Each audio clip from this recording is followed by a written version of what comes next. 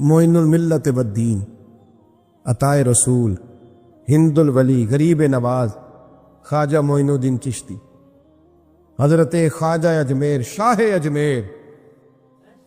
شاہ اجمیر، والی ہندوستان۔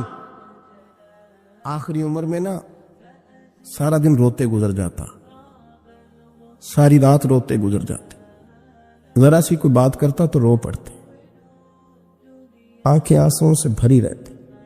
وہ کئی دفعہ اپنے بھی پریشان ہو جاتے ہیں نا کہ یار تو ایک بات کی جان ہی نہیں چھوڑ رہا۔ تو خواجہ قطب الدین صاحب بختیار کاکی سے لوگوں نے سے بات کریں، اتنا بھی تو نہیں نہ رونا چاہیے،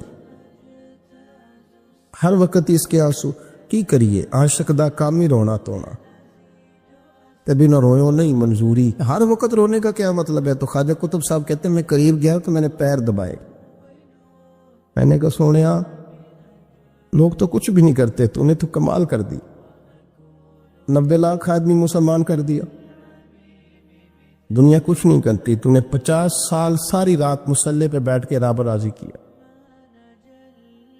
تو شہزادہ تھا، حضور کی اولاد تھا، لیکن معین الدین تیرا ایک پلاٹ بھی نہیں، تو نے طالب علم پالے، انہیں غریبوں کو دیا، انہیں نوازا، کوئی شے نہیں تیرے پاس، ہر چیز تو نے، ساری رات روتے ہو، سارا دن روتے ہو۔ خواجہ قطب الدین صاحب کہتے ہیں میں نے جب عرض کیا تو خواجہ صاحب مجھے گلے لگا لی، چیخ مار کے روئے، کہنے لے قطب الدین پتر داڑھی سفید ہو گئی، جانے کا وقت آ گیا، جو تو نے نیکیاں گنوائی ہیں وہ ہیں صحیح میرے پاس، پر یار کی بارگاہ میں پیش کرنے کے قابل ایک بھی نہیں، ایک بھی نہیں، تو بارگاہ تو دیکھ کتنی بڑی ہے، رسول کریم کی بارگاہ میں پیش کرنے کے قابل ان میں سے ایک بھی نہیں، تو آستانہ دیکھ کتنا بڑا ہے، کیا پیش کروں گا، کیا عرض کروں گا حضور کی بارگاہ میں، کس طرح؟ وہ یار جو بڑے تھے وہ تو ڈرے ہوئے تھے، سہمے ہوئے تھے، وہ تو بڑی بڑی آزمائش میں تھے، لیکن میرا اور آپ کا رٹا 2 نمازیں پڑھ کے 6 نمازوں کا دعویٰ کرنا اور لمبی چوڑی کہانیاں بنانا اور اپنے منہ سے اپنی تعریفیں کرنا، اس سے تھوڑا باہر آئیں۔ رزق بھی میرا اللہ ہی دیتا ہے، علم بھی اللہ دیتا ہے، رزق بھی۔ حضرت سیدنا امام اعظم ابو حنیفہ رحمۃ اللہ تعالی علیہ کے ساتھ ایک شخص کہتا میں نے نماز پڑھی، تو عشاء کی نماز تھی، یہ جو لوگ بڑے ہوتے ہیں نا، جن کے پیار کرنے والے بڑے ہوتے ہیں، ان کے گرد خوف بھی بڑا ہی ہوتا ہے، انہیں بڑا ڈر لگتا ہے، بڑی بعض اوقات آزمائش ہوتی ہے۔ عشاء کی نماز کہتے پڑھی تو امام صاحب نے نا عشاء کی نماز میں تلاوت کی آیتیں فَمَن يَعْمَلْ مِثْقَالَ ذَرَّةٍ خَيْرًا يَرَهُ وَمَن يَعْمَلْ مِثْقَالَ ذَرَّةٍ شَرًّا يَرَهُ، فرمایا جو ذرہ برابر خیر کرے گا وہ بھی قیامت میں دیکھے گا، اور جو ذرہ برابر شر کرے گا وہ بھی قیامت میں اس شر کو دیکھے گا، اس کے سامنے آئے گا۔ تو وہ شخص کہتا ہے کہ سارے لوگ نماز پڑھ کے چلے گئے، تو امام صاحب رحمۃ اللہ علیہ نے اپنی داڑھی پکڑی، رو رہے، کہتے ہیں اور ذرہ برابر نیکی کا بدلہ دینے والے، وہ ذرہ برابر شر پہ سزا دینے والے میری سفید داڑھی کو دیکھ، مالک میرے ذرے ذرے سامنے نہ لانا، لوگ تو میری بڑی قدر کرتے ہیں دنیا، میں تو بڑا پہچانا جاتا ہوں، لوگ تو میری راہوں میں پھول لیے کھڑے ہوتے ہیں، مجھے بڑا نوازتے ہیں، قیامت میں رسوا نہ کر دینا، میرے لیے مشکل ہو جائے گی۔ وہ کہتے ہیں میں نے امام صاحب کا درد دیکھا، مجھے کوئی کام تھا تو میں چلا گیا، میں نے کہا کہ وہ اس وقت اللہ کے حضور حاضر ہیں تو میں دوبارہ آؤں گا۔ کہتے ہیں میں تہجد کا وقت آیا تو امام صاحب وہیں بیٹھے تھے اور ان کی داڑھی آنسوؤں سے بھری ہوئی تھی اور زور سے داڑھی پکڑی ہوئی، کہنے لگے مالک رسوا نہ کر دے، قیامت میں رسوا نہ کر دے۔ یار جو ہدایت یافتہ لوگ تھے وہ تو ڈرے ہوئے تھے، وہ تو سہمے ہوئے تھے، وہ تو کہتے تھے یہ اس کا فضل نہیں، اس نے بلا لیا، یہ اس کا کرم نہیں۔ حضرت باعزید بستامی کسی کافر کو دیکھتے تو رو پڑتے، کہتے مالک تو کتنا قریب ہے، یہ بے ایمان رہ گیا، تو نے اپنے فضل سے مجھے اپنے نبی کا غلام بنا لیا، وہ رو پڑتے۔ یہاں تو لوگوں کا دعویٰ ہی بڑا ہے، نمازی اللہ خیر فرمائے وہ تو دوسروں کو گھورتا ہے، وہ کہتا ہے جنت کا میں مالک ہوں، کنجیاں میرے پاس ہیں، میں کسی اور کو گھسنے نہیں دوں گا، اور اگر 2-3 حج کر لے تو پھر تو وہ کہتا ہے کہ اب میرے سے پوچھ کے لوگ جنت میں جائیں گے معاذ اللہ، اور اگر وہ 2 4 5 7 دفعہ کوئی نفل پڑھ لے تو پھر وہ کہتا چھوڑیں جی سارے لوگ بے عمل ہیں، میں اکیلا نیک ہوں، نہ ایسا کریں۔ اپنی توجہ اپنے رب پہ رکھیں۔ جب یہ نظریہ بن گیا، جب یہ ذہن بن گیا کہ پیدا اللہ نے کیا ہے، دینا اللہ نے ہے، عطا کرنے والا اللہ ہے، نوازنے والا اللہ، تو پھر ساری توجہ دنیا داروں کی طرف رکھنا، میں اللہ والوں کی طرف توجہ رکھنے کا قائل ہوں، لیکن وہ بھی کوئی آستانہ ہے کہ جہاں حق مرشد کا نعرہ تو بڑا لگے پر رب کا نام ہی نہ سننے کو ملے۔ یہ بھی کوئی بات ہوئی کہ جہاں یہ تو نعرہ زور سے لگے کہ جیوے جیوے مرشد جیوے، لیکن استغفار کا درس ہی نہ ملے۔ ہر وقت یہ بتایا جائے کہ یہاں آ گئے تو بچ گئے، کیسے بچیں گے؟ میرے رسول پاک علیہ السلام کا دروازہ سب سے بڑا دروازہ ہے، لیکن میرے دوستو یاد رکھنا، نبی پاک علیہ السلام نے بھی لوگوں کو جب رستہ دکھایا ہے تو رب کریم کا رستہ دکھایا ہے۔ میرے رسول کریم سید عالم صلی اللہ تعالی علیہ وسلم نے لوگوں کی اللہ کی جانب توجہ کرا۔ یہ بات کو اچھے طریقے سے سمجھیے گا، علم اللہ تبارک و تعالی عطا کرتا ہے تو اسے اللہ کی عطا ہی سمجھنا چاہیے۔ کچھ لوگوں کے پاس علم ہوتا ہے پر علم نافع نہیں ہوتا، وہ ٹامک ٹوئیاں مارتے رہتے ہیں ساری زندگی۔ علم کو اللہ کی عطا سمجھیں، اپنی عقل پر اپنے شعور پر زیادہ بھروسہ نہ سمجھیں، نظر اللہ پہ رکھیں۔ حضرت مولا علی شیر خدا کرم اللہ تعالی وجہہ الکریم سے کسی نے پوچھا تھا بڑا عالم کون ہوتا ہے؟ ہمارے ہاں تو اب وہ والے عالم پائے جاتے ہیں نا، اللہ ماشاءاللہ، جو ممبر پہ بیٹھتے ہیں تو دعوے ہی دعوے، اس طرح کے عالم ہمارے ہاں پائے جاتے ہیں، وہ ہر بات میں دعویٰ کرتے ہیں۔ یہ مزاج علماء کا نہیں۔ حضرت علی المرتضیٰ سے کسی نے پوچھا بڑا عالم کون ہوتا ہے؟ فرمایا بڑا عالم وہ ہوتا ہے کہ جسے مسئلے کا پتہ نہ ہو تو وہ کہہ دے مجھے نہیں پتا، میں پتہ کر کے بتاؤں گا، غلط بات بیان نہ کرے۔ امام مالک سے کسی نے کوئی مسئلہ پوچھا تو آپ فرمانے لگے مجھے اس سوال کا جواب نہیں آتا۔ وہ کہنے لگا آپ اتنے بڑے امام ہیں تو اس سوال کا جواب نہیں آتا؟ آپ فرمانے لگے اگر مجھے ہر سوال کا جواب آتا پھر تو میں خدا ہوتا، مجھے تو اتنا آتا ہے جتنا میرے رب نے مجھے عطا کر دیا ہے۔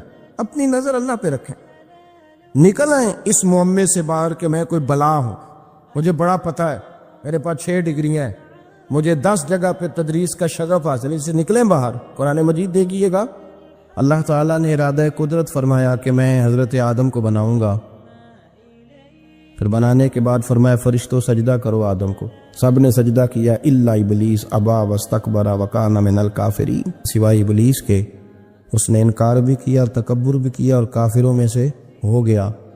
تو یہ جب اللہ تعالیٰ نے سجدہ کرایا تو کیسے کرایا؟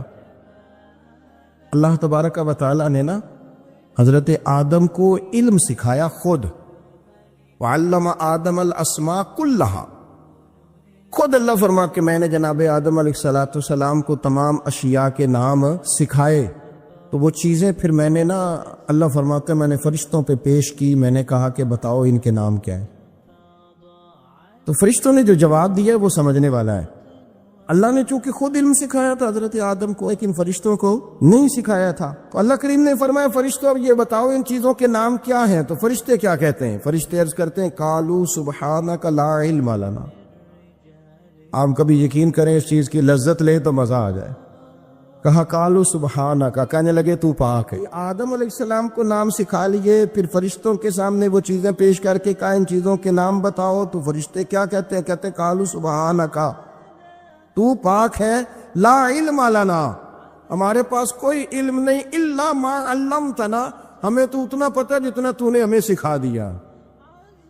اور یہ کیوں تو نے ہمیں جتنا سکھایا اتنا پتہ ہے؟ فرشتے یہ نہیں کہتے یا اللہ تو زیادہ سکھا، آدم کو دیا تو ہمیں بھی دے، یہ نہیں فرمایا، فرمایا انک انت العلیم الحکیم، اے اللہ تو علم والا بھی ہے اور حکمت والا بھی ہے، تجھے پتہ ہے کس کو کتنا دینا ہے، جتنا تو نے مناسب سمجھا جناب آدم کو دیا، اور جتنا تو نے بہتر سمجھا وہ تو نے ہمیں عطا فرمایا۔ میرے عزیز، علم اگر آپ کے پاس ہے تو اس کو اللہ کی عطا سمجھی۔ ہمارے ہاں بہت سارے لوگ بن کے بیٹھ جاتے ہیں، میں اکثر کہتا ہوں کہ پھر وہ دعوے کرتے ہیں میرے علاقے والے جاہل ہیں، میرے شہر والے جاہل ہیں، میرے خاندان والے پڑھے نہیں۔ یہ آپ کا دعویٰ ہے، یہ آپ کو خراب کر دے گا۔ ہم نے بہت سارے ایسے لوگ دیکھے جو بہت بڑے عالم تھے، لیکن اللہ جب لینے پہ آیا تو عقل ہی لے گیا، شعور ہی چلا گیا، حافظے ختم ہو گئے۔ آپ دیکھتے ہیں بڑھاپے میں کچھ لوگ ایسے ہوتے ہیں کہ جن کو یہ بھی یاد نہیں رہتا کہ میرا نام کیا ہے، میں کہاں ہوں، مجھے کدھر جانا ہے۔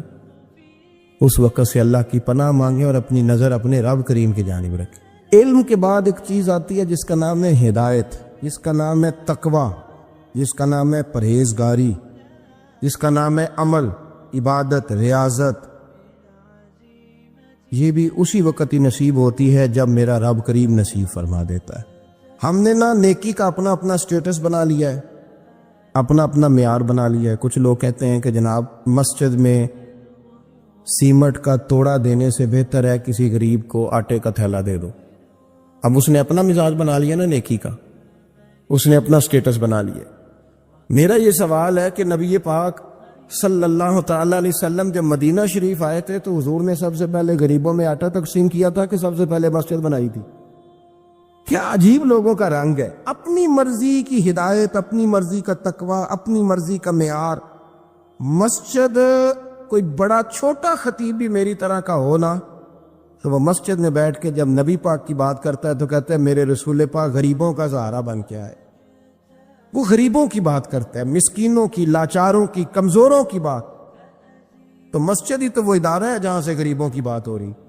تو اب لوگوں نے غریب کو اور مسجد کو لڑانا شروع کر دیا، اس کو لڑاؤ کہ مسجد میں پیسے دینے سے بہتر ہے آپ غریب کو آٹے کا تھیلا دے دیں۔ آپ یہ کیوں نہیں کہتے کہ مسجد میں بھی آپ تھوڑا دیں ایک سیمٹ کا اور ساتھ غریب کو بھی خدمت کریں؟ یہ کیوں نہیں تقوی؟ اپنی اپنی مرضی کا مزاج، اپنی اپنی۔ کچھ لوگ کہتے ہیں چھوڑو جی، ساری زندگی انسان نماز پڑھتا رہے اور پھر گالیاں بھی دیتا رہے، بندہ داڑھی بھی رکھ لے اور جھوٹ بولنا بھی نہ چھوڑے۔ تو یہ آپ نے اپنے پاس سے تقوی کا معیار بنایا۔ گالی دینے کا گناہ ہے اور داڑھی رکھنے کا ثواب ہے۔ تو اگر آپ داڑھی رکھے ہوئے ہیں اور آپ کوئی غلطی کر رہے ہیں تو اس سے آپ کی داڑھی کا ثواب ختم ہے۔ آپ کوئی غلطی کر رہے ہیں، داڑھی کا ثواب اس سے ختم ہے، وہ اپنی جگہ پہ قائم ہے چیز۔ اپنی مرضی کا کیوں تقوی کا معیار بناتے ہیں؟ تقوی کا مزاج اپنی مرضی کا نہ بناؤ۔ اللہ کی بارگاہ سے دعا مانگو کہ یا اللہ ہمیں ہدایت کا نور عطا فرما۔ انسان نہ سینے میں دل رکھتا ہے تو دل دھڑکتا ہے، تو کسی نہ کسی چاہت میں دھڑکتا ہے۔ وہ کسی نے کہا تھا کہ درد اگرچہ جان گزل ہے، کیا کرو دل ہے۔ غم عشق کا در نہ ہوتا تو غم روزگار ہوتا۔ چلو عشق کا غم نہ صحیح، روزی روٹی کا ہی صحیح، دل میں غم ضرور رہتا ہے۔ کوئی نہ کوئی طلب انسان کی طبیعت میں، دل میں چاہت ہمیشہ موجود رہتی ہے۔ کچھ لوگ اس بات کو مانتے ہیں، کچھ نہیں مانتے۔ کچھ لوگ شہرت سے پیار کرتے ہیں، ماننے کو تیار نہیں ہوتے۔ کہہ دیا جائے نا کہ میں وہاں بھی گیا تھا، لوگ آپ کا ذکر کر رہے تھے تو ان کا دل ٹھنڈا ہو جاتا ہے۔ کچھ لوگ تعریف سے محبت کرتے ہیں، اللہ معاف کرے جب تک کوئی دو چار لوگ خوش آمد نہ کریں ان کی طبیعت ٹھیک ہی نہیں رہتی ہے۔ کچھ لوگ اللہ ماشاءاللہ پیسوں سے پیار کرتے ہیں، پیسے نہ ہو تو بیمار سے لگتے ہیں، اور جیب بھری ہو تو صحت بھی ان کی۔ ہم مختلف چاہتوں، مختلف محبتوں میں گرفتار ہوتے ہیں۔ بعض محبتیں بڑا نقصان کرتی ہیں، انسان کے باطن کو اجاڑ دیتی، اس کی روح کو میلا کچیلا کر دیتی، اس کے روحانی مسائل میں نہایت نقصان دہ ثابت ہوتی ہیں۔ نبی پاک صلی اللہ تعالی علیہ وسلم کی حدیث، اس پر نبی پاک علیہ السلام نے فرمایا دنیا کی محبت یعنی ہرس کے ساتھ ہو، لالچ کے ساتھ ہو، جائز ناجائز کی پرواہ کے بغیر ہو، دنیا کی محبت، مال دنیا کی محبت، حضور فرماتے ہیں یہ ہر برائی کی جڑ ہے۔ جب کسی شخص کو پیار ہو جائے کہ میں نے پیسے ہی جمع کرنے ہیں، دولت اکٹھی کرنی ہے، مال ہی جمع کرنے ہیں، جب اس کا یہ ذہن بن جائے تو پھر وہ کسی چیز کی پرواہ نہیں کرتا۔ اسے حقوق ضائع ہوتے نظر آئیں تو ہوتے رہیں، یتیموں کا مال ہے کہ غریبوں کا مال ہے کہ زکوٰۃ کا مال ہے کہ خیرات کا مال ہے کہ کس چیز کا مال ہے، کسی شرعی پابندی کا لوگ خیال نہیں کرتے۔ غلبہ جو کر گئی دنیا کی محبت، یہ دنیا کی محبت جس طرح ہر بیماری کی جڑ ہے، نقصان کرتی ہے۔ ہمیں اپنے آپ سے پوچھنا چاہیے، سوال کرنا چاہیے کہ دل کیا چاہتا ہے دراصل۔ یہ سینے میں ہے، دھڑکتا ہے، تو بنیادی طور پر صبح سے شام تک اس کی طلب کیا ہے، اس کی چاہت کیا ہے، یہ ہمیں دیکھنا چاہیے نا۔ جس طرح دنیا کی محبت تباہی پیدا کرتی ہے نا، اسی طرح اگر محبت ہو جائے نا اللہ رسول سے، رب رسول سے ہو جائے پیار، تو بھوک بھی بڑا ہی مزہ دیتی ہے۔ اللہ رسول سے ہو جائے پیار تو ان کی طرف سے آنے والے سکھ جتنی لذت دیتے ہیں، دکھ بھی اتنا ہی مزہ دیتے ہیں۔ اور درویش کہتے ہیں دکھ قبول محمد بخشا، بس راضی رہن پیارے۔ پھر وہ تکلیفیں، وہ آزمائشیں، وہ پریشانیاں، وہ غربتیں، وہ وقتی طور پر لوگوں کے تانے، وہ تنقید، وہ طنز، وہ پھبتی، یہ ساری چیزیں مزیدار ہو جاتی محبت اللہ رسول سے ہو۔ ہم نے اپنی طبیعتوں میں چاہت کی، رب رسول کی محبت کی وہ خاص لذت نہیں پیدا کرتے جو ہونی چاہیے۔ محافل بھی ہوتی ہیں، روزے بھی آتے ہیں، حج بھی ہوتے ہیں، عمرے بھی ہوتے ہیں، لیکن حج عمرہ اللہ رسول کے لیے ہے کہ فوٹو کے لیے؟ محفل اللہ رسول کے لیے یا فرنٹ سیٹ کے لیے؟ رب رسول کی تعریف ہوگی یا 15-20 لوگوں کی لسٹ پہلے پڑھ کے سنائی جائے گی کہ فلانا بھی مہمان خصوصی ہے، فلانے کی زیر نگرانی ہے، فلانا بھی آیا ہے، فلانے بھی کہا تھا کہ ذرا بھائی، جب تک اس میں غلبہ، یہ ایک بڑی سادی سی بات ہے اور یہ اہم سبق ہے۔ دل سے پوچھ لیں پیار کسے کرتا ہے؟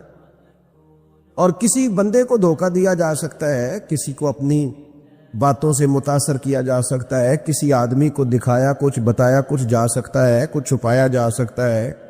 حضور علیہ الصلوۃ والسلام فرماتے ہیں رب نہ تمہارا چہرہ دیکھتا ہے، نہ تمہاری جیب دیکھتا ہے، مالک تو جب دیکھتا ہے تمہارا دل ہی دیکھتا ہے۔ تو دل کی کیفیت اللہ کو پتہ ہے۔ دل بے چین اس لیے رہتے ہیں کہ یہ جو پیاس اور جو طلب کرتے ہیں وہ ہم انہیں پہنچاتے نہیں۔ دل بے قرار اس لیے رہتے ہیں کہ یہ رب رسول کی محبت سے ٹھنڈے ہو، ہم ادھر ادھر کی چاہتے لیے پھرتے ہیں۔ ان کے اندر بے قراری اس لیے ہے کہ ہم نے امیدیں لوگوں سے وابستہ کر لی ہیں، جو لوگوں سے نہیں کرنی چاہیے تھی، اللہ رسول سے کرنی چاہیے۔ ہم نے اسباب کو اختیار کرنا ہے، بھروسہ اسباب پر نہیں، بھروسہ تو اللہ تعالیٰ پہ کرنا ہے۔ تو جب تک دیکھیں نا قرآن مجید نے کیا کہا، قرآن مجید نے کہا والذین آمنوا اشد حبا للہ، فرمایا وہ لوگ جو ایمان لے آئے وہ اپنے رب سے شدید محبت کرتے، اپنے رب سے پیار کرتے ہیں۔ ان کے سجدے بوجھ نہیں، ان کے سجدے تو لذت ہے۔ انہیں نماز کے لیے لانا نہیں پڑتا، جبر نہیں کرنا پڑتا، ان کے تو دل کھچے چلے آتے ہیں۔ ان کو تو پیار ہو گیا، رات ساری بیت گئی اور ایک سجدہ بھی مکمل نہ ہوا۔ وہ تو مال چونکہ اللہ نے دیا ہے تو راہ خدا میں خرچ کرتے وقت ان کی طبیعت کسی قسم کا تکلف نہیں محسوس کرتی، کوئی بوجھ نہیں محسوس کرتی، چونکہ وہ ہر چیز سے بڑھ کر اللہ رسول سے پیار کرتے ہیں۔ تو یہ چیزیں ان کے سامنے کبھی بھی رکاوٹ نہیں بنتی۔ اور دل میں سب سے زیادہ محبت اللہ کی، اور جہاں تک تعلق ہے میرے رسول پاک کا، اللہ کریم نے فرمایا النبی اولیٰ بالمؤمنین من انفسہم، فرمایا یہ جو نبی ہے نا یہ تو مومنوں سے ان کی جانوں سے بھی زیادہ قریب ہے۔ تو ہر وقت دل کی دھڑکنوں میں، روح کی ٹھنڈک میں، قلب میں، دل میں، روح میں، ذہن میں جو چیز ہر وقت سمائی ہے نا مومنوں کے، وہ رسول پاک کی ذات ہے۔ اگر رات ساری بندہ یہی سوچتا رہے کہ سویرے یار کس طرح کام چلانا ہے، پیسے کیسے آئیں گے، جو میرے پاس 2 لاکھ ہے اسے 6 کیسے کرنا ہے، اور یہ 6 ہے یہ 12 کیسے ہو سکتا ہے، اور جناب یہ دنیا میری کیسے آگے بڑھ سکتی ہے، اور یہ جو پلاٹ پڑا ہے نا میرے گھر کے بالکل سامنے، کیسے کچھ چکر چلے کہ میرا ہو جائے، گاڑی ہے ذرا چھوٹے ٹائروں والی بڑے ٹائروں والی کیسے آ سکتی ہے۔ اگر 24 گھنٹے منصوبہ بندی دنیا حاصل کرنے سے دین منع تھوڑا کرتا ہے۔ حضور نے تو فرمایا محنت کر کے کمائی کرنے والا اللہ کا دوست ہے، منع نہیں ہے، لیکن ہر وقت اسی گنتی میں رہنا، اسی کے شمار میں رہنا، الجھ جانا اور جو اصل چیز تھی اس کو چھوڑ جانا۔ ہم نا نیکی کرتے ہیں، مومن ہوتے ہیں، لیکن اس کی لذت نہیں پاتے۔ یعنی اگر نماز پڑھ کے بھی بندہ قرار نہ حاصل کرے، اگر وہ خیرات کر کے بھی اس کی ٹھنڈک نہ محسوس کرے، مسجد آ کے، محفل کرا کے، محفل میں بیٹھ کے، پھر بھی اس سے کوئی روحانیت نہ پا سکے، اس نے بیسیوں علماء سنے، اس نے درجنوں خطباء سنے، اس نے ساری زندگی گزار دی، لیکن اس کے دل کی کیفیت ہی نہ بدلی، وہ لذت خاص ہی اسے نصیب نہ ہو، تو پھر اسے سوچنا چاہیے نا کہ دل میں نا اللہ تعالیٰ نے نا ہر چیز دو دو بنائی ہے، ہونٹ دو، آنکھیں دو، کان دو، ہاتھ دو، پیر، دل اللہ نے ایک ہی بنایا۔ یہ نہیں ہو سکتا کہ چلو ایک طرف مجھے رکھ لو، ایک طرف کسی اور کو رکھ لو، دل ہی ایک بنایا ہے۔ وہ کہتا ہے بس دل ایک ہے تو رب رسول ہی رہیں گے، اس میں ادھر ادھر کی چاہتے نہ لے آنا، جب تک دل کے اندر پوری طور پر اللہ رسول کی، بخاری مسلم میں حدیث ہے، نبی پاک علیہ الصلوۃ والسلام نے فرمایا اگر تم چاہتے ہو نا تمہیں ایمان کی لذت نصیب ہو،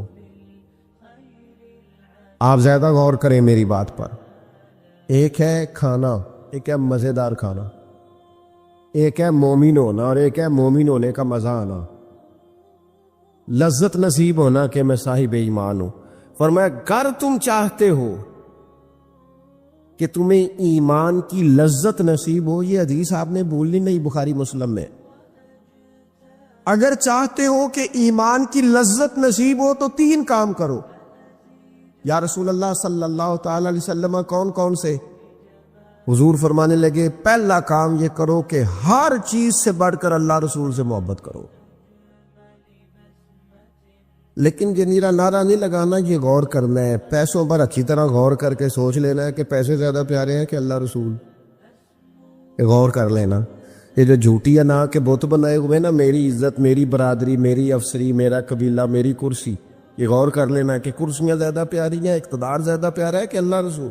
ایک طرف رسول اللہ کی شریعت اور ایک طرف تیری برادری کے رسم و رواج، لیکن شادی والے دن رسم و رواج جیت گئے، کدھر گئی تیری محبت رسول؟ وہ صرف محفل والے دن تھی، ربیع الاول شریف میں تھی۔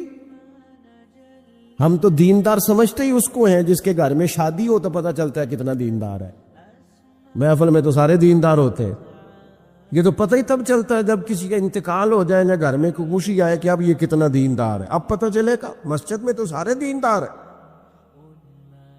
فرمایا اگر چاہتے ہو کہ لذت ایمان نصیب ہو تو ہر چیز سے بڑھ کر اللہ رسول سے پیار کرو، اور دوسرا فرمایا جس سے بھی پیار کرو نا اللہ رسول کی رضا کے لیے کرو، شکریہ کا تکلف بھی چھوڑ دو، وہ میرا احسان مانے گا یہ بھی چھوڑ دو، میری تعریف کرے گا یہ بھی چھوڑ دو، فقط اللہ رسول کی رضا کے لیے رشتے بنانے شروع کرو، مومن ہونے کا مزہ آئے گا۔ جتنے ہم شکوے کرتے ہیں نا رشتہ داروں کے، بھائیوں کے، قبیلوں کے، برادریوں کے، یہ سارے ختم ہو جائیں اگر ہم محبت اللہ رسول کی وجہ سے کرنی شروع کر دیں۔ اگر بنیاد اللہ رسول کی رضا ہو تو ہماری طبیعتوں میں کسی کے لیے نفرت پیدا نہ ہو، بے ادبی پیدا نہ ہو، کوئی ایسا ماحول نہ ہے۔ کیوں کہ ہم ڈائریکٹ پیار ہی نہیں کرتے، ہم جس سے بھی پیار کرتے ہیں درمیان میں رب رسول کو رکھ کے کرتے ہیں، اور حضور فرماتے ہیں قیامت کے دن رب اعلان کرے گا، اللہ فرمائے گا وہ کہاں ہیں جو دنیا میں میری رضا کے لیے آپس میں پیار کرتے تھے؟ یا اللہ کیا ملنے والا ہے؟ اللہ فرمائے گا آج میرے عرش کے سائے کے علاوہ سایہ کوئی نہیں، جو دنیا میں میری رضا کے لیے آپس میں پیار کرتے تھے انہیں آج میں اپنے عرش کا سایہ عطا کروں گا۔ تو اگر ایمان کی لذت چاہتے ہو، ایک تو ہر چیز سے بڑھ کے اللہ رسول سے پیار کریں، ایک جس سے بھی پیار کریں اللہ رسول کے لیے کریں، اور دوسرا فرمایا مومن ہونے کے بعد، کلمہ نصیب ہونے کے بعد، ایماندار ہونے کے بعد کفر کی طرف جانا اتنا ناپسند کرے، اتنا ناپسند کرے جتنا کوئی آگ میں جانا ناپسند کرتا ہے۔ اتنا ناپسند کر. اگر یہ ذہن بن گیا پھر لذت نصیب. میں آپ سے عرض کروں میرے عزیزوں، ہم نا تھکی تھکی سی زندگی گزارتے ہیں، بور سا وقت گزارتے ہیں، الجھے ذہن رہتے ہیں، بکھری سوچیں رہتی ہیں، ٹوٹے خیالات، پختگی نہیں باتوں میں، مضبوط نہیں افکار. کسی نے مشورہ دیا تو 10 منٹ کچھ اور سوچ لیا، اگلے سے بات کی تو پھر پچھلے کی بات ختم ہو گئی. اپنی زندگی میں مضبوطی نہیں. او خدا کے بندو، ہمیں تو ایک سادہ سا اسلوب دے دیا گیا ہے کہ تم ہر چیز سے بڑھ کے رسول پاک سے محبت کرو. تو جب پوری طرح وہ محبت نصیب ہو جائے گی، جب پوری طرح وہ چاہت مل جائے گی، جب پوری طرح وہ خلوص نصیب ہو گیا، للہیت مل گئی، اللہ رسول کی بارگاہ نصیب ہو گئی، آپ یقین کریں حضور کی محبت بندے کو پکا کر دیتی ہے، اس کی سوچوں کو مضبوط کر دیتی ہے، اس کے اندر استقامت لاتی ہے. رسول اللہ کی محبت، انسان طاقتور ہو جاتا ہے. میں تقریر نہیں کر رہا، جذبات کا اظہار کر رہا ہوں. میں آپ سے داد نہیں چاہتا، میں آپ کی ذہن سازی چاہتا ہوں. آپ بھلے میری بات پر کوئی سبحان اللہ ماشاء اللہ نہ کہے، لیکن میرے درد دل کو سمجھے میں کیا کہنا چاہتا ہوں. دوستو، حضور کی محبت مضبوط کرتی ہے، مضبوط طاقتور کر دیتی ہے. نہ سمجھ آئے تو سیدنا بلال سے پوچھ کے دیکھو، مار پڑتی جاتی ہے، محبت طاقتور ہوتی جاتی ہے، تانے ملتے جاتے ہیں، محبت مضبوط ہوتی جاتی ہے. نہ سمجھ آئے تو سیدنا سلمان فارسی سے پوچھو.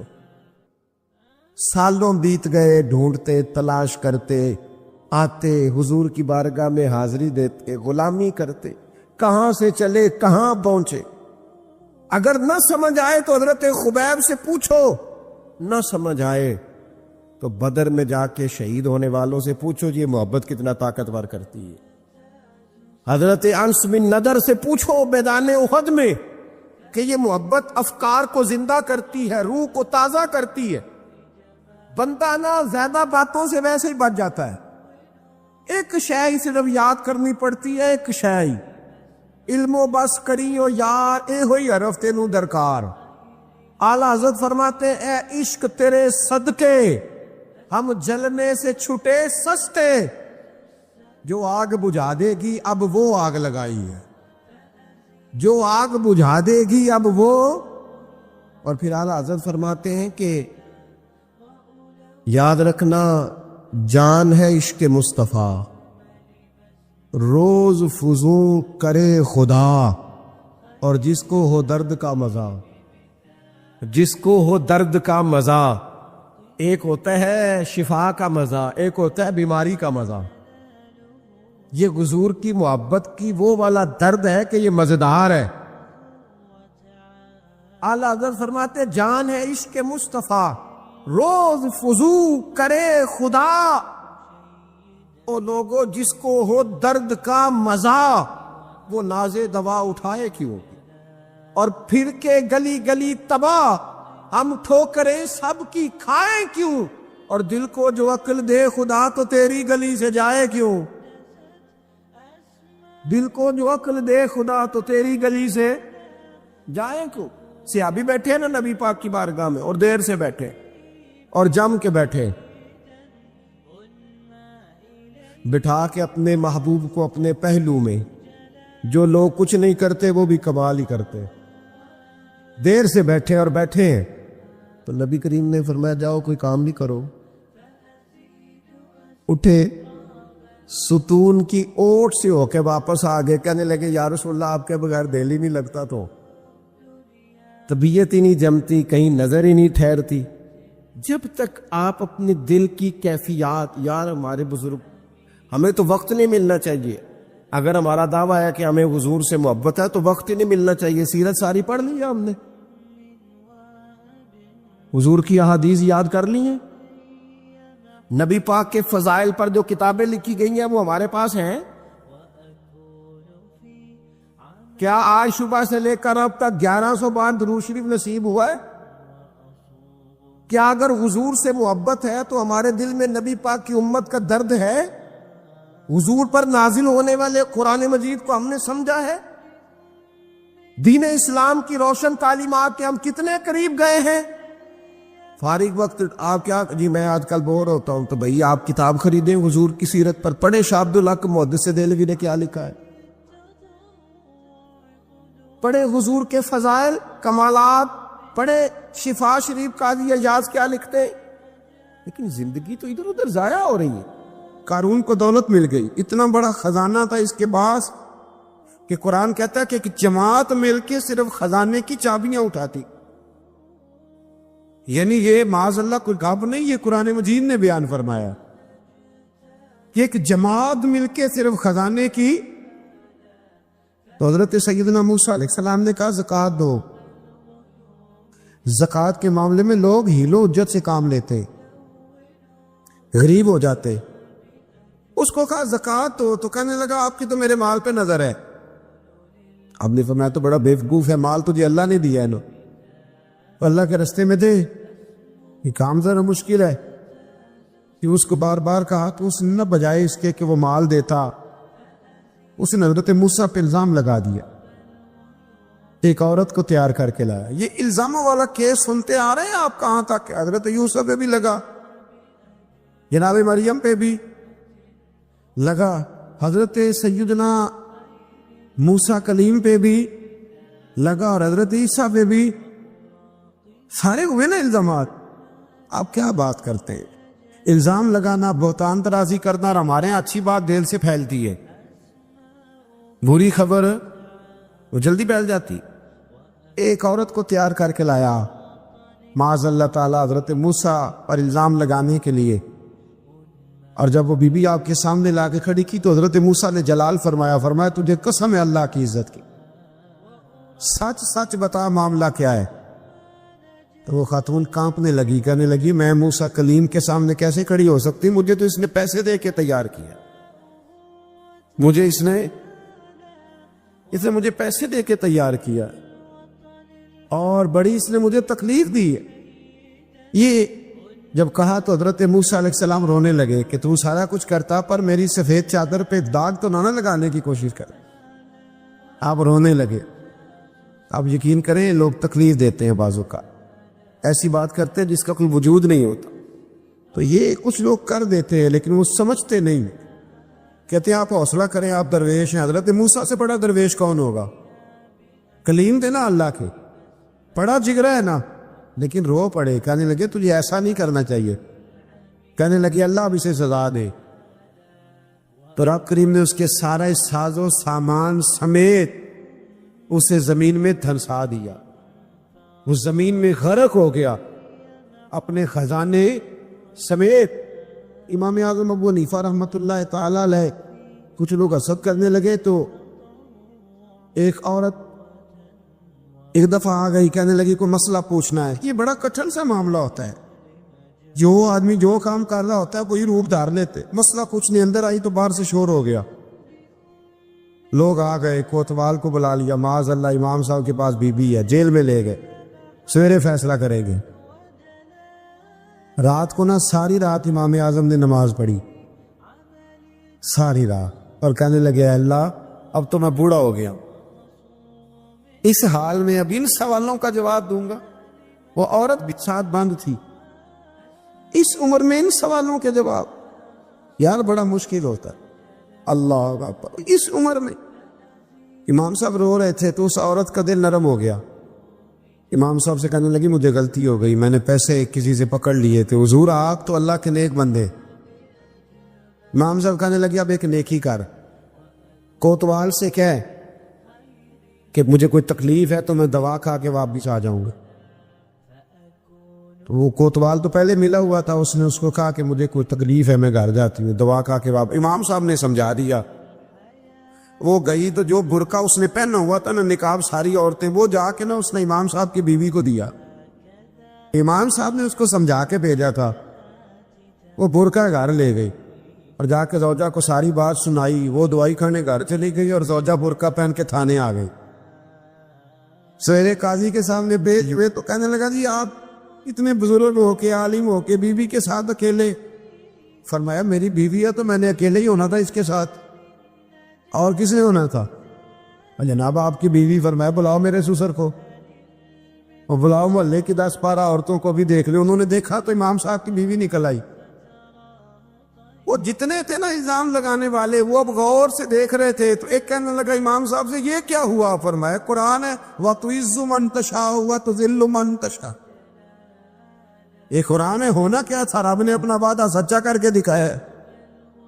تو اس نے بھی الزام لگایا. پھر سزا یہ ملی کہ وہ ہمیشہ کے لیے زمین میں دھنستا. دولت کون دیتا ہے؟ اللہ دیتا ہے نا. تو اگر اللہ کہے تھوڑی سی واپس بھی کرو، بندیاں دے خرچے بات جاندے نے، تھوڑی سی واپس مانگ لے تو ہاتھ تنگ ہو جاتا ہے. یہ خاتون نے ایک دفعہ مجھے پیغام دیا تو میں بڑی اس کی بات سن کے مجھے عجیب لگا. وہ کہنے لگی کہ دوسری جگہ میری شادی ہوئی ہے، مجھے طلاق ہو گئی تھی، تو مجھے ایک تانا روز سننے کو ملتا ہے تو اتنی اچھی ہوتی تو وہاں نہ رہ لیتی. تو بھئی یہ کوئی تانے والی بات ہے؟ کو ضروری ہے کہ بیوی غلط ہوتی ہے تو طلاق ہوتی ہے؟ اللہ کے محبوب علیہ السلام کی 2 صاحبزادیوں کو ابو لہب کے 2 بیٹوں نے طلاق بھیج دی تھی. کس کی غلطی تھی؟ تو آپ کیا کہہ سکتے ہیں یہاں کیوں طلاق؟ تو اتنی جلدی بات تھوڑی کر دیں گے آپ، تھوڑی احتیاط فرمائیں بولنے.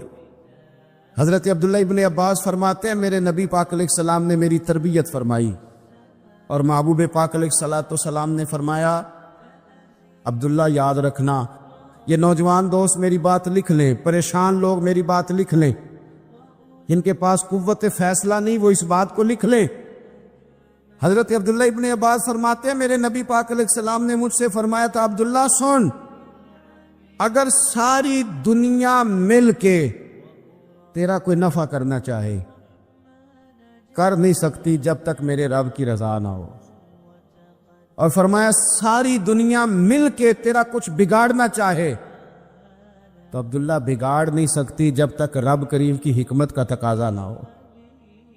لوگوں سے ڈرنا، لوگوں کی طرف دیکھنا، ماحول دیکھ کے اپنے راہ کا تعین کرنا، ہر بندے کے خیالات کے مطابق ڈھلنے کی کوشش کرنا، فلانا نہ ناراض ہو جائے، فلانا نہ ناراض ہو جائے، وہ جس نے ہونا ہو جائے، بس رب رسول ناراض نہ ہو. اپنی زندگی میں اپنے مالک کو مولا جان کے بل اللہ مولاکم، اللہ تمہارا مولا ہے، وَهُوَ خَيْرُ النَّاصِرِينَ، وہ بہترین مددگار ہے. توجہ جب بھی کریں رب کی جانب کریں. اپنے دل کا قبلہ درست رکھیں، سوچوں کے زاویے سیدھے رکھیں. میرے بھائی مالک جب بندوبست کر دے نا، جب مالک بندوبست کر دے پھر ایسا بندوبست کرتا ہے کہ لوگوں کے پاس نا چارہ نہیں رہتا. حضرت مریم رضی اللہ تعالی عنہا پاک باز تھی، مسجد میں رہی تھی، پر مالک کی حکمت کے تقاضے بڑے عجیب ہے نا. پھر جناب مریم کو اللہ تعالیٰ نے بغیر شوہر کی اولاد عطا کر دی. یہ بات یہ ایسی تھی، کسی نے کہا تھا کہ مخلوق تو فنکار ہے اس درجہ کے پل بھر میں سنگے در کعبہ سے بھی اصنام تراشے، تم کون ہو کیا چیز ہے داغے کبابی. لوگوں نے تو مریم پہ بھی الزام تراشے. تو لوگوں نے کہا کدھر سے لے آئی بچہ، تیرا باپ تو ایسا نہیں تھا، کہاں سے لے آئی؟ اللہ کرے میں آپ کو سمجھا سکوں، ذرا اپنے آپ کو وہاں کھڑا کریں کہ ایک پاک باز عورت، پاک باپ کی بیٹی، طیب ماں کی بیٹی، اور اللہ کے گھر میں پرورش پانے والی خاتون، ایک وہ وقت اور ایک یہ وقت کہ اس عورت کو کٹہرے میں کھڑا کر کے پوچھا جا رہا ہے کہ معاذ اللہ تیری گود میں بچہ جائز نہیں ہے، کہاں سے لائی ہے؟ اب خود سے صفائیاں بندہ کتنی کو دے، کتنی کو وضاحتیں کرے. اور میں نے تو اپنی زندگی میں دیکھا ہے زیادہ وضاحت دینے والے کو بھی لوگ جھوٹا سمجھنے لگ جاتے ہیں. زیادہ وضاحت دینے پر بھی لوگ کمزوری کا اظہار سمجھتے ہیں کہ کمزور پڑ گئے. آپ صلح کی کوشش کرتے ہیں، سامنے والا بزدل سمجھ لیتا ہے. زیادہ وضاحتیں بھی کمزور کر دیتی ہیں. اب حضرت مریم کو کٹہرے میں کھڑا کر کے کہا بچہ کس کا ہے؟ تو پھر خدا بندوبست جب کرے، اللہ جب مددگار ہو، تو پھر حضرت مریم کی گواہی درختوں سے نہیں دلوائی، اس نے پتوں سے نہیں دلوائی، پھر فرشتے نہیں بھیجے. حضرت مریم کہنے لگی مجھ سے نہ پوچھو، وہ جو پنگوڑے میں ہے اسی سے پوچھ لو. ان سے پوچھو نا، وہ کون ہے پوچھ لو، ان سے کر لو سوال. انہوں نے کہا پنگوڑے میں چند دنوں کا بچہ یہ جواب دے گا؟ مددگار تھا رب. ان کی برات کا اعلان کرنا تھا مالک نے، اور جب مالک اعلان کر دے، جب مالک تیری صفائی دینا چاہے، جب مالک تجھے دنیا کے سامنے نکھارنا چاہے، تو پنگوڑے میں لیٹے حضرت عیسیٰ بول کے کہنے لگے انی عبد اللہ آتانی الکتاب. فرمایا میں اللہ کا بندہ ہوں، رب نے مجھے کتاب عطا کر کے نبی بنا کے دنیا میں بھیجا ہے. میں اللہ کا بندہ ہوں، کتاب لے کے آیا ہوں، نبی بن کے آیا ہوں. پھر پنگوڑے سے اعلان ہو گیا، پھر بچہ بول پڑا. اور یہ ایک دفعہ نہیں بات ہوئی.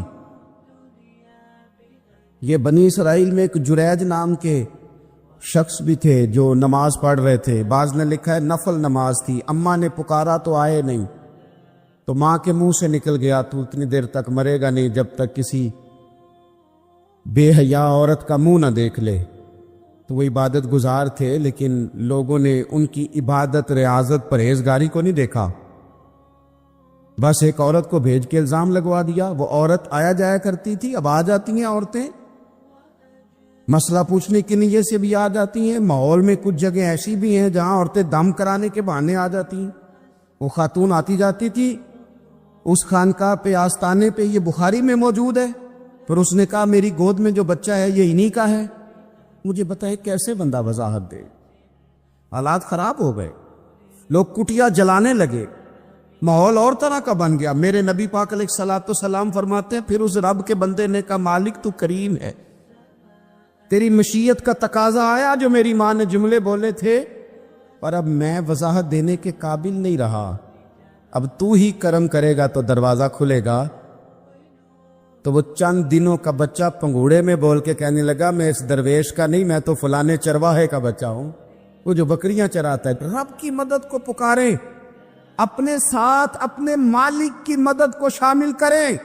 تھوڑے رزق پر بھی گزارا اچھا ہونے لگ جائے گا. سارے لوگ آپ کو گرانے کی تدبیریں کر رہے ہوں گے اور مالک آپ کو عزتیں عطا فرما دے گا.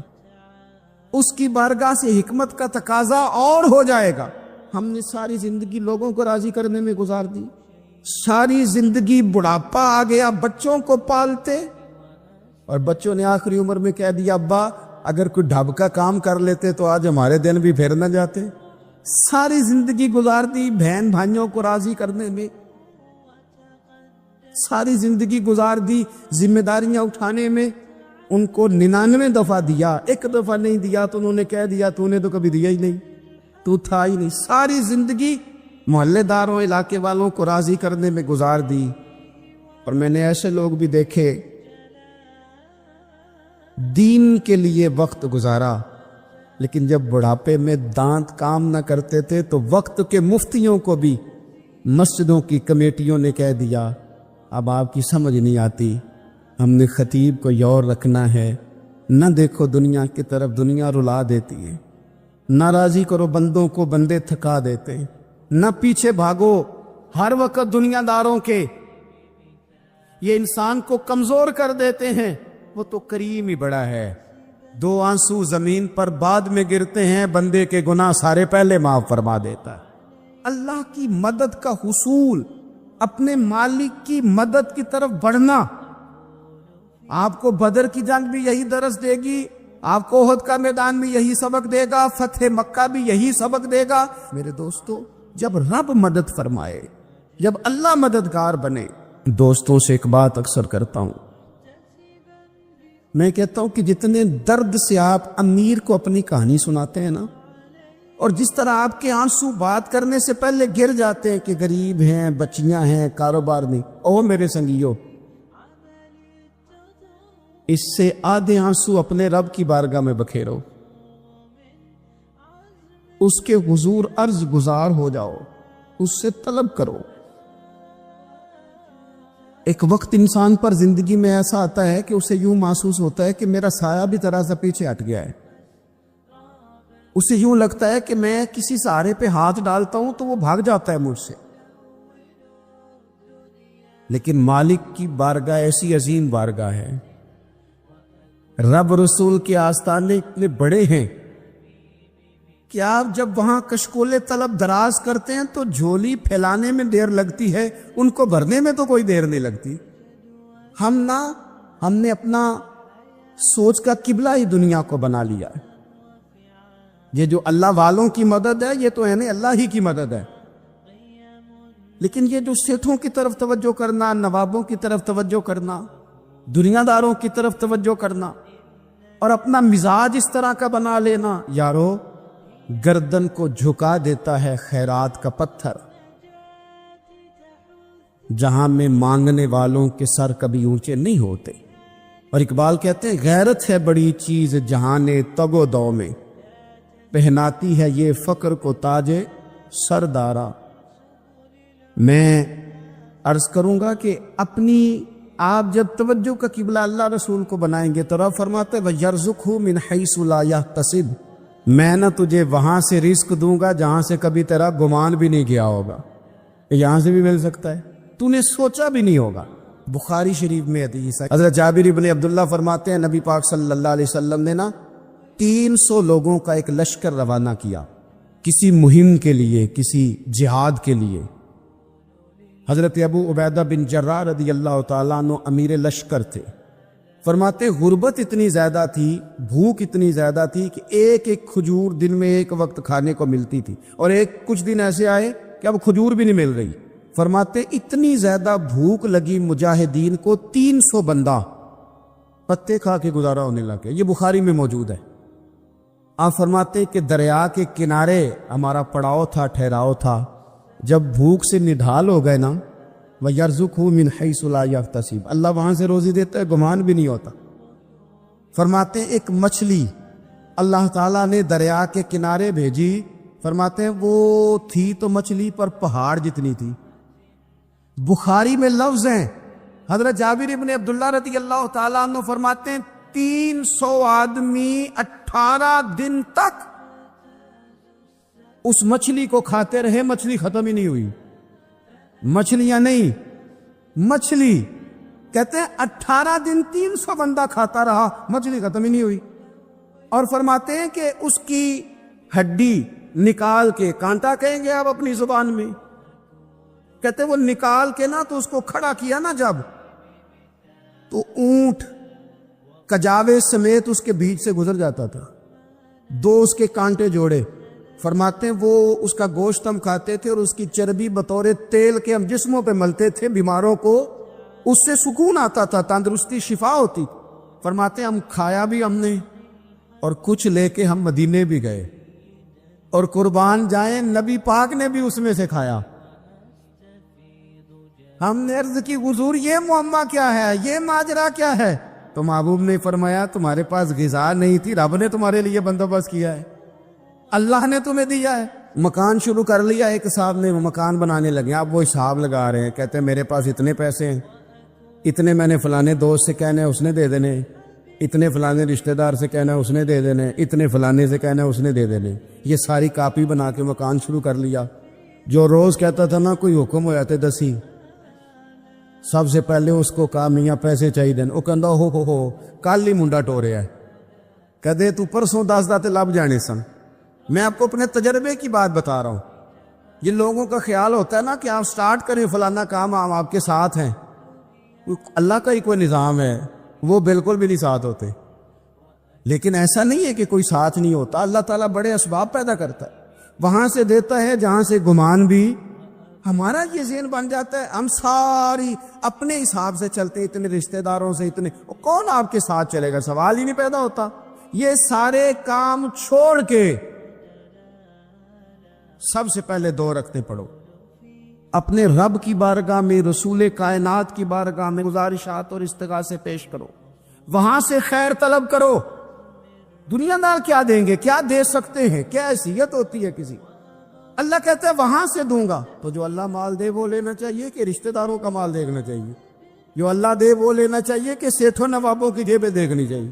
جو اللہ دے وہ قبول کرنا چاہیے یا دیکھنا چاہیے کون سا آدمی کہاں پہنچ گیا؟ چھوڑو، اپنی مٹی پہ چلنے کا سلیقہ سیکھو، کسی کے سنگ مرمر پہ چلو گے تو پھسل جاؤ گے. مدد اللہ سے چاہیں, اپنی توجہات کا مرکز رب رسول کی ذات پر بنائیں, پھر آپ محسوس کریں گے کہ بڑی جلدی اللہ تعالیٰ کی مدد آنے لگی ہے. کبھی آپ صرف کہہ دیں نا میرا رب میرے ساتھ ہے, اس لفظ میں اتنی طاقت ہے کہ دشمن ویسے زہر ہو جاتا ہے. زندگی میں کسی سے بھی لڑائی ہو اچھی طرح سوچ لیں کہ اللہ اس طرف ہے یا اس طرف ہے. اگر آپ زیادتی پہ ہیں تو پھر رب مظلوم کی جانب ہے. اگر اللہ کی مدد آپ کے ساتھ ہے تو دنیا کی کوئی طاقت آپ کو گرا نہیں سکتی. اور اگر آپ مظلوم کے مقابلے میں ظالم بن کے آپ کھڑے ہو گئے ہیں اور آپ نے رویہ وہ اختیار کیا ہے کہ جس میں مدد نہیں آئے گی, تو پھر یاد رکھ لیں کہ آپ کوئی بھی ہیں, کہاں بھی ہیں, آپ کمزور ہیں. طاقتور تھے ابتدائے اسلام میں, ظاہری طاقت تھی کفار مکہ کے پاس, وہ ڈنڈوں سے مارتے تھے غریبوں کو, ان کے ہاتھوں میں ڈنڈے تھے, پر خدائی طاقت ان مظلوموں کے ساتھ تھی.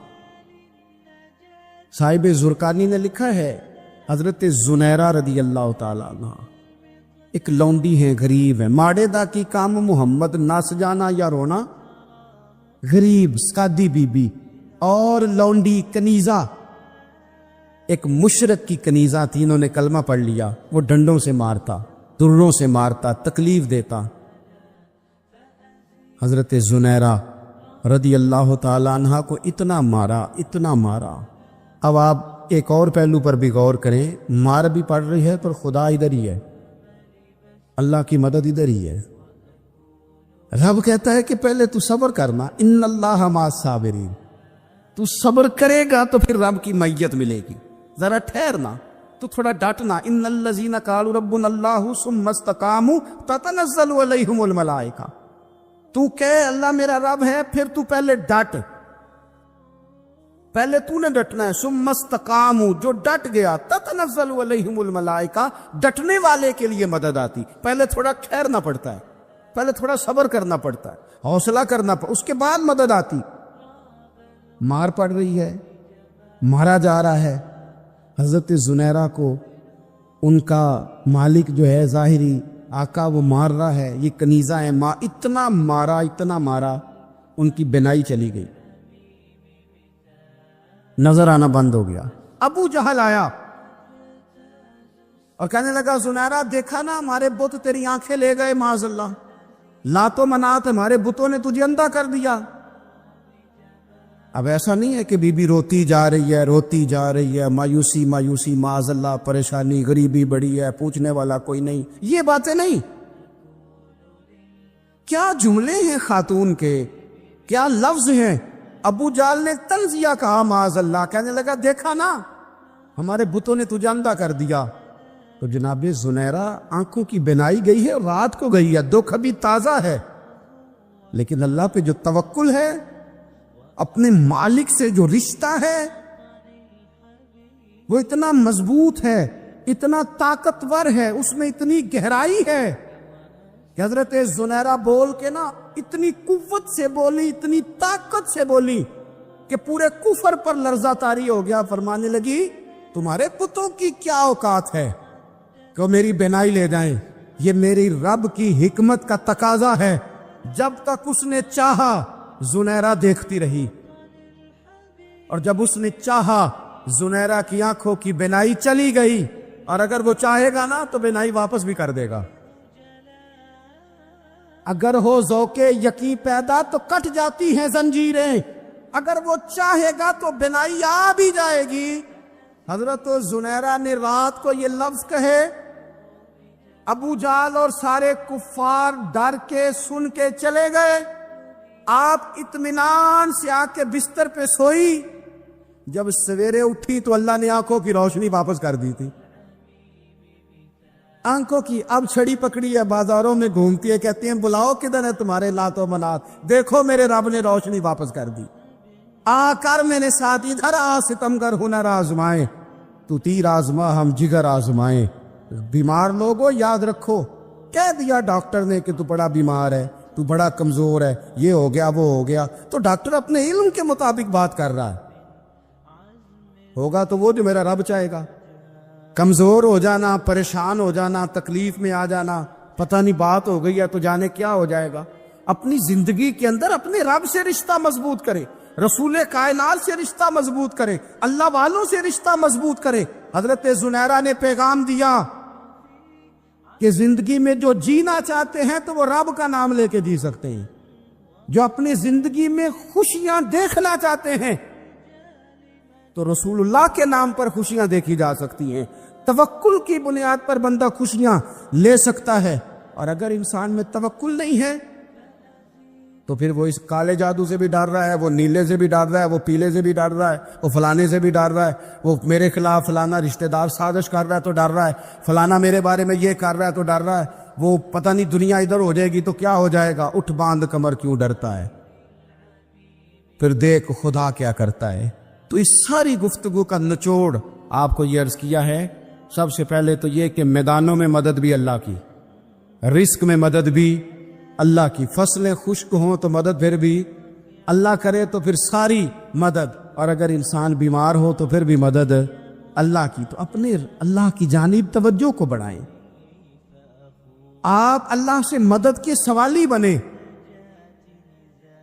ترمذی کی ایک حدیث ہے، میں آپ کو زندگی کا تجربہ بتاتا ہوں کہ جب میں بڑا پریشان ہوتا ہوں تو یہ والی روایت کھول لیتا ہوں، مزہ دیتی ہے.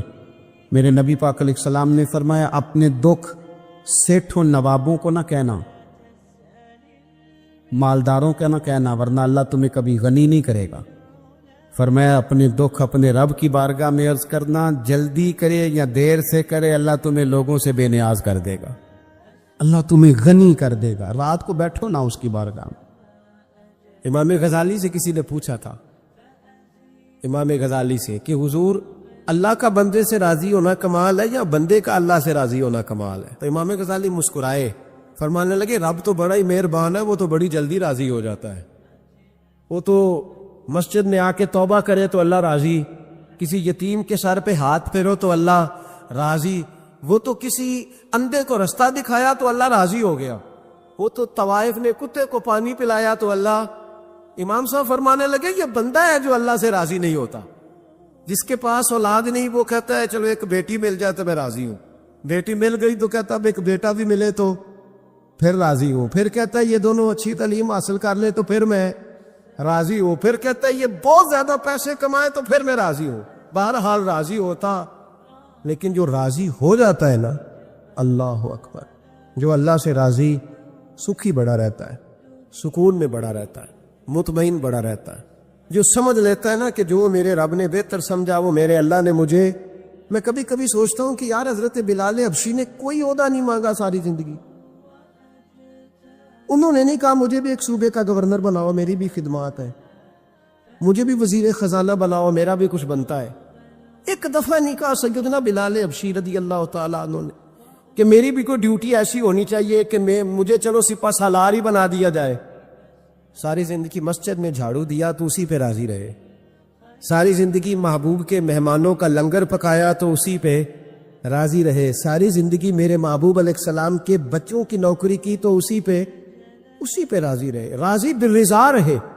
حضرت سیدنا موسیٰ علیہ السلام نے عرض کی کوہ طور پہ جا کے، مولا میری قوم پوچھتی ہے کہ کوئی ایسا کام بتا جو ہم کریں تو تو ہم سے راضی ہو جائے. حضرت موسیٰ کی قوم کا خیال تھا کہ تہجد کا حکم آئے گا تو پڑھیں گے، صدقات کا حکم آئے گا تو دیں گے، جہاد کی بات ہوگی تو کریں گے. کچھ جو نیک لوگ تھے ان میں سے انہوں نے یہ پیغام دیا کہ مالک ہمیں بتائے کہ وہ کس کام پہ راضی ہوتا ہے، ہم وہ کام کریں تاکہ اللہ ہم سے راضی ہو جائے. حضرت موسیٰ کلیم کہتے میں نے عرض کی مولا میری قوم پوچھتی ہے کہ کون سا ایسا کام کریں کہ تو راضی ہو جائے. تو رب کریم نے ارشاد فرمایا موسیٰ کہتے میرا خیال تھا کوئی لسٹ ملے گی، لیکن مالک نے ایک جملہ کہا، ایک جملہ، اور تفسیروں کے دریا بہا دیے.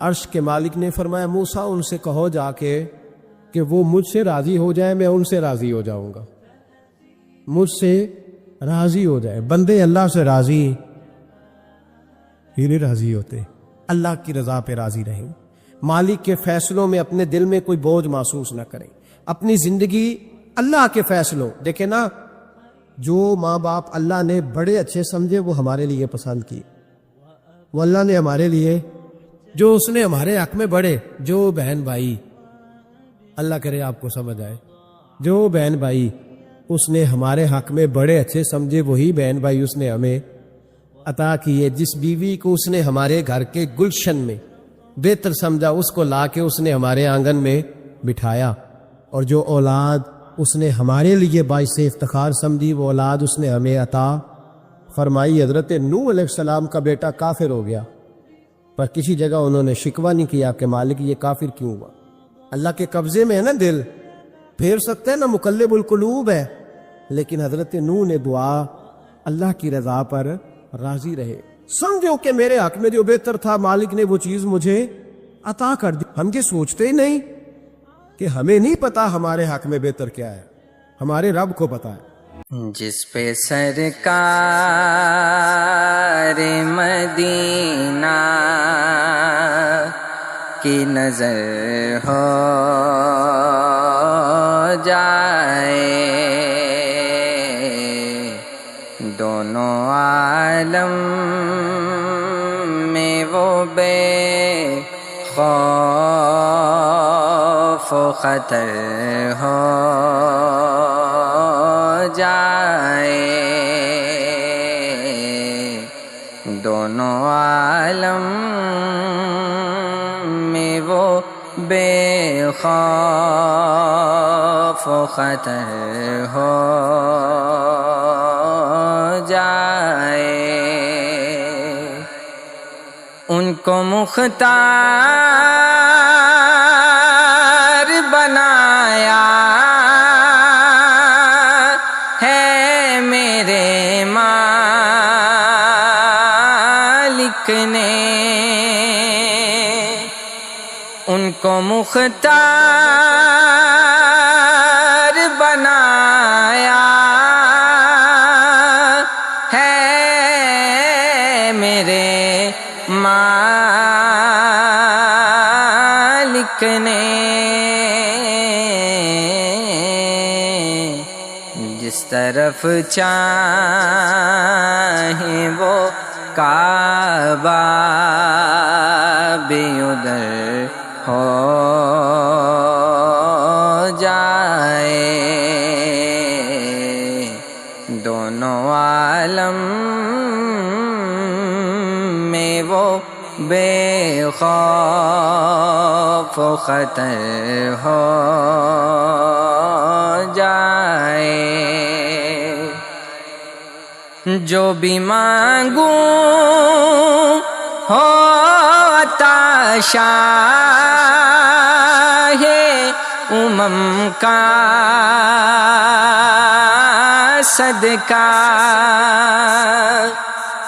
جو بھی مانگوں ہو عطا شاہ امم کا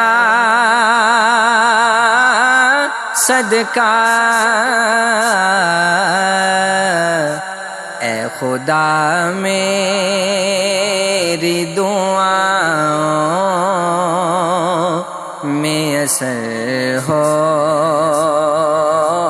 جائے، جس پہ سرکار مدینہ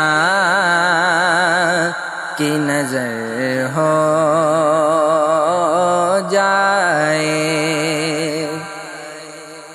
جو بھی باقی ہے میری عمر رواں کا حصہ، جو بھی باقی ہے میری عمر رواں کا حصہ، میرے آقا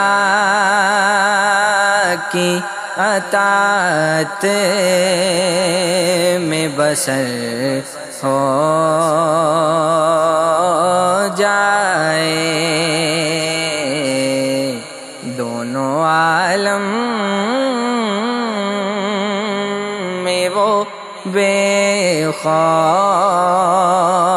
و خطر ہو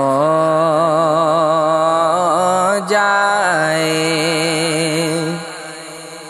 خوشبوئیں پھیلی وہاں مشک ختن سے بہتر، خوشبوئیں پھیلی وہاں مشک ختن سے بہتر، میرے سرکار کا جس سمت گزر ہو جائے، دونوں عالم میں وہ بے خوف و خطر ہو جائے، مجھ کو سرکار بلائے جو در اقدس پر، مجھ کو سرکار بلائے جو در اقدس پر، زندگی دید مدینہ سے امر ہو جائے، دونوں عالم میں وہ بے خوف و خطر ہو جائے، عشق سرکار میں گم ہو کے لکھے نعت نبی، عشق سرکار، عشق سرکار میں گم ہو کے لکھے نعت نبی، خوب طاہر کو عطا علم و ہنر ہو جائے، جس پہ سرکار مدینہ کی نظر ہو جائے، دونوں عالم میں وہ بے خوف و خطر ہو جائے۔